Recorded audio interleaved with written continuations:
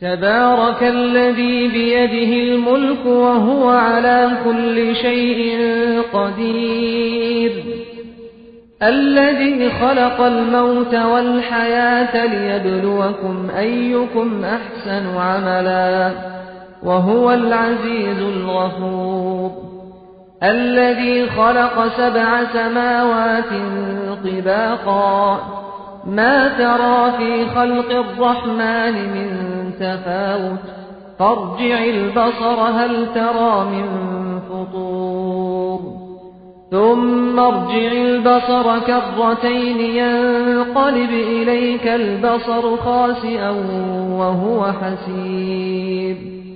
ولقد زينا السماء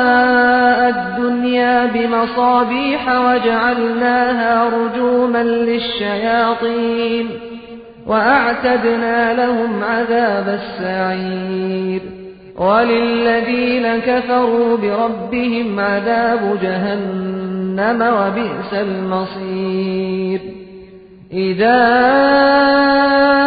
ألقوا فيها سمعوا لها شهيقا وهي تفور تكاد تميز من الغيظ كلما ألقي فيها فوج سألهم خزنتها ألم يأتكم نذير قالوا بلى قد جاءنا نذير فكذبنا وقلنا ما نزل الله من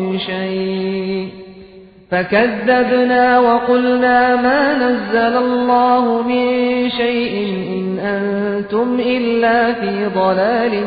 كبير وقالوا لو كنا نسمع أو نعقل ما كنا في أصحاب السعير فاعترفوا بذنبهم فسحقا لأصحاب السعير إن الذين يخشون ربهم بالغيب لهم مغفرة وأجر كبير وأسروا قولكم أو اجهروا به إنه عليم بذات الصدور ألا يعلم من خلق وهو اللطيف الخبير هو الذي جعل لكم الأرض ذلولا فامشوا في مناكبها وكلوا من رزقه وإليه النشور أأمنتم من في السماء أن يخسف بكم الأرض فإذا هي تمور أم أمنتم من في السماء أن يرسل عليكم حاصبا فستعلمون كيف نذير ولقد كذب الذين من قبلهم فكيف كان نكير أولم يروا إلى الطير فوقهم صافات ويقبضن ما يمسكهن إلا الرحمن إنه بكل شيء بصير أمن هذا الذي هو جند لكم ينصركم من دون الرحمن إن الكافرون إلا في غرور أمن هذا الذي يرزقكم إن أمسك رزقه بل لجوا في عتو ونفور أفمن يمشي مكبا على وجهه أهدى أمن يمشي سويا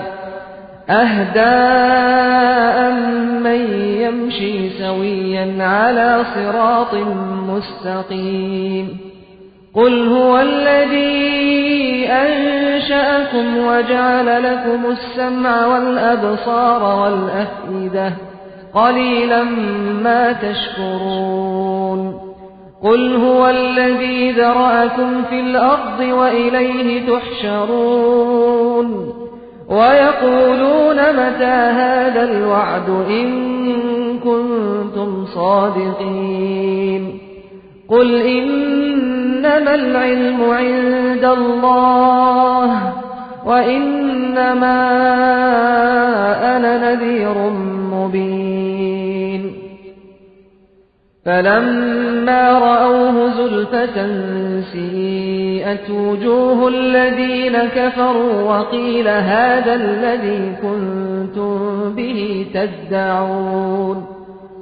قل أرأيتم إن أهلكني الله ومن معي أو رحمنا فمن يجير الكافرين من عذاب أليم قل هو الرحمن آمنا به وعليه توكلنا